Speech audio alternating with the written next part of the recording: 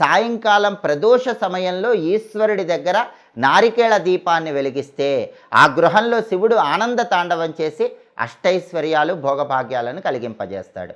ఈ నారికేళ దీపాన్ని ఎలా వెలిగించాలంటే కార్తీక మాసంలో వచ్చే సోమవారం కానీ లేదా ఏ నెలలో వచ్చే సోమవారం అయినా సరే ప్రదోష కాలంలో సాయంకాలం పూట పరమేశ్వరుడి చిత్రపటానికి గంధం బొట్లు కుంకుమ బొట్లు అలంకరించాలి.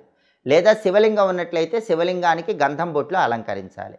ఆ తర్వాత ఈశ్వరుడి చిత్రపటం దగ్గర లేదా శివలింగం సన్నిధిలో ఒక పీటని ఏర్పాటు చేసి ఆ పీటకు పసుపు రాసి కుంకుమ బొట్లు పెట్టాలి. ఆ పీట మీద బియ్యం పిండితో ముగ్గు వేయాలి.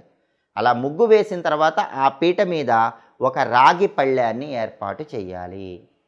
ఆ రాగి పళ్ళెం మీద తడి గంధంతో స్వస్తిక్ గుర్తు వేయాలి. గంధంలో కొద్దిగా గంగాజలం కానీ రోజ్ వాటర్ కానీ మంచినీళ్ళు కానీ కలిపి తడి గంధం తయారు చేసుకుని